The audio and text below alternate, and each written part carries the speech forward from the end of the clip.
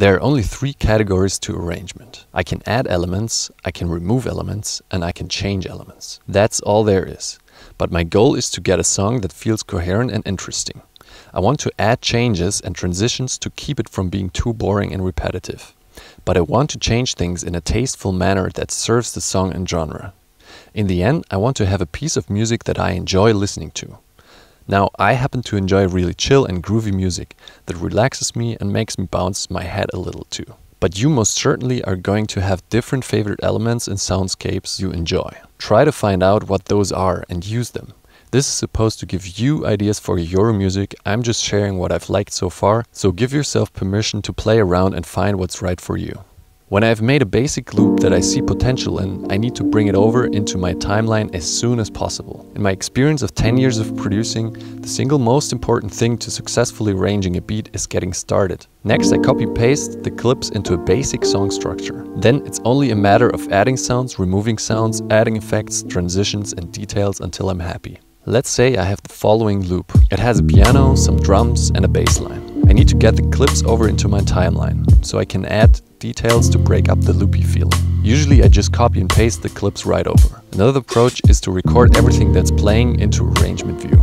This way I can even do a rough arrangement on the fly. For that I activate and deactivate which clips are playing while I record everything. This in-the-moment approach can give me a different result because I make a decision with my gut feeling about how long a section or instrument is going to play. It emphasizes what the music makes me feel in the moment, which is a really organic way of arrangement. I use a MIDI controller that gives me better access to the clips than clicking by mouse. What works well for me is just duplicating everything a couple of times. Then I deactivate some clips to get a verse and a chorus section. I add a quick intro. If I'm not familiar with the usual genre structure or just want some new inspiration, I put on another track and listen to it. I count the bars of the different sections and listen to what instruments and sounds are present.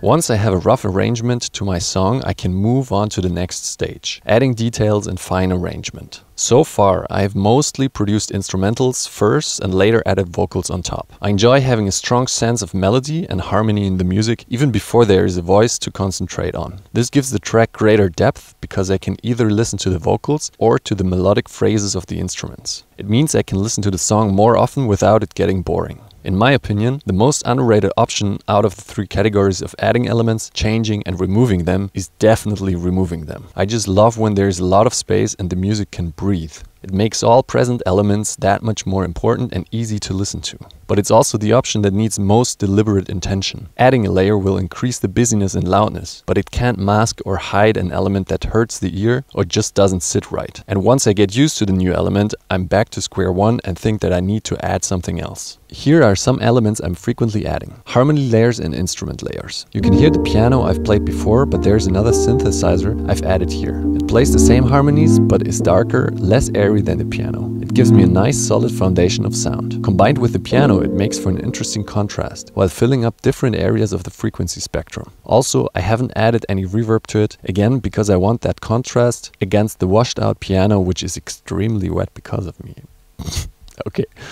This goes on for 8 bars. It is my first chorus. After that, I take away the extra synth and change the piano pattern slightly and get a nice and empty verse. Lots of space for vocalists. Another instrument layer is the guitars. They work as additional harmony as well as rhythmical elements. I just record multiple takes of me trying stuff. In one of the takes I play chords, in another a single high note, in another I mute the strings, etc. When I layer them, I make sure the rhythm and notes don't interfere with each other. I cut out parts or notes and make slight and sometimes not so slight timing adjustments. Everything to make these feel like they were written and recorded by a pro who knew exactly what he was playing. Same approach works for additional recordings of anything really. If you're a pro who knows exactly what he's playing and is happy with it every take, good for you, douche. Go pick up a new skill where you'll learn some humility. Sometimes I also double phrases with other instruments or sounds to thicken it up for a chorus or the second chorus. I also play around with additional hi-hats and shakers, so I can have a different combination of rhythm stuff playing in different parts and have it full blast in the chorus.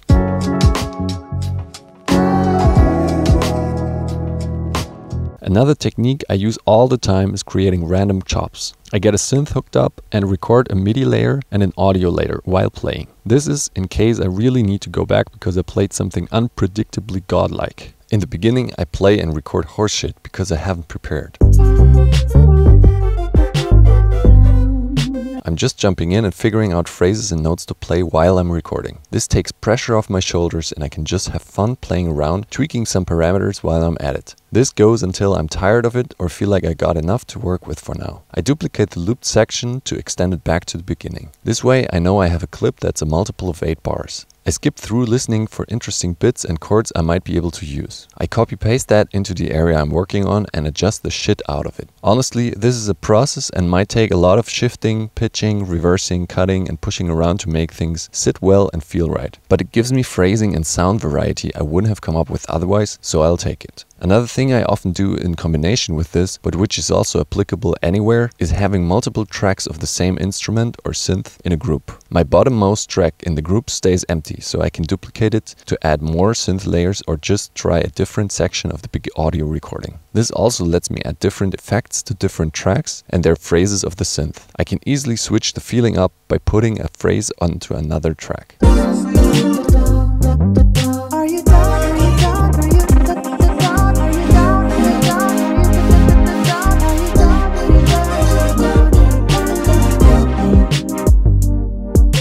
Panning these differently is also an option, which I usually use when comping and editing vocals.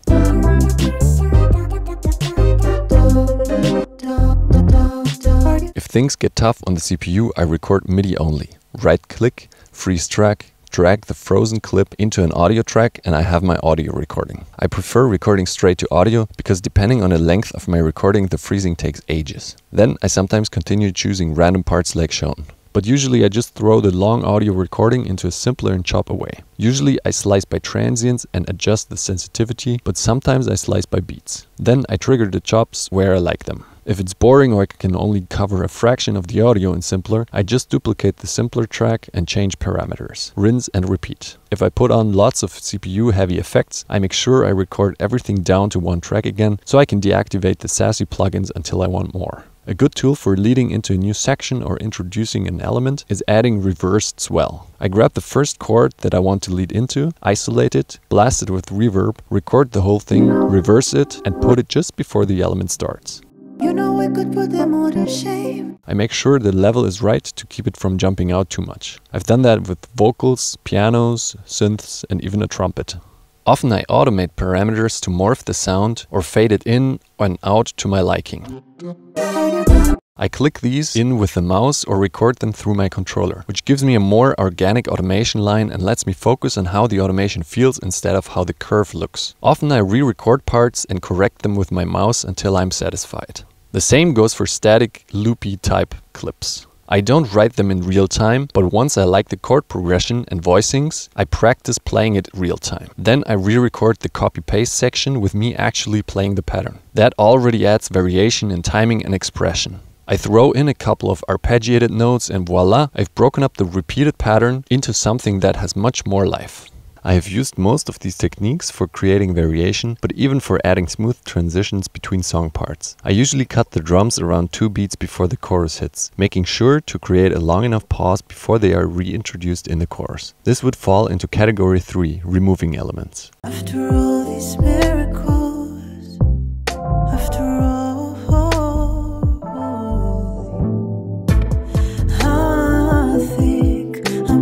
here's the transition again, but without removing the drums. After all these miracles, after all,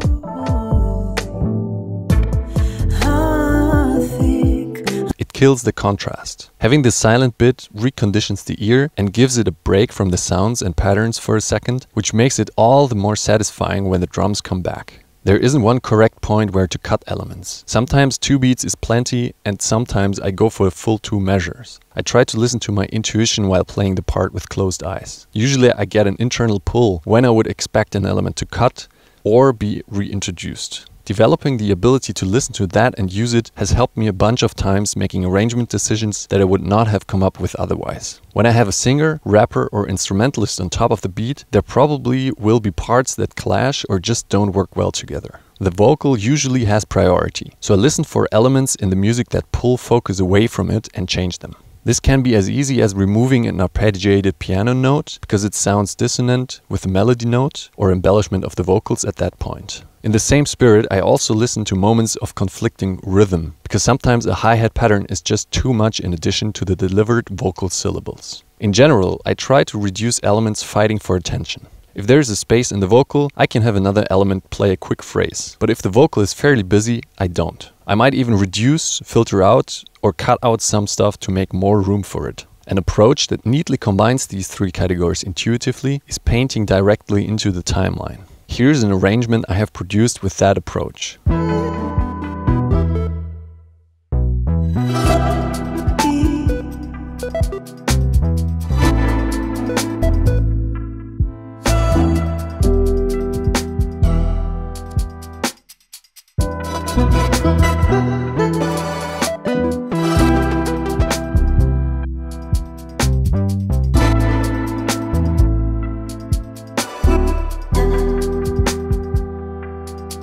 There is a ton of detail and elements that don't repeat exactly.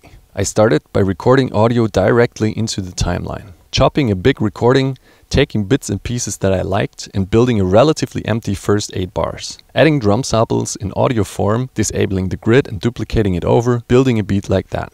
It has the benefit of easier sample manipulation. I cut some of the hi-hat samples shorter, add a fade-in for some, pitch some down and some up. I could have done that in drum rack and sampler or simpler combo, but there I find it too comfy to just add MIDI notes on the grid and move on. I don't have the ease of introducing chance and randomness to the equation, like switching drum groove for a couple of beats, dropping in a different hi-hat sample, or printing an effect and replacing only some of the instances. Don't get me wrong, once I had a pattern I liked, I still copy-pasted it over, but adding changes from there is much easier for me. Maybe it's that I don't have to visually break up that nice long clip because it's already a bunch of untidy random clips. I find that being aware of these arrangement concepts and applying them accordingly helps me to get to a finished song more easily.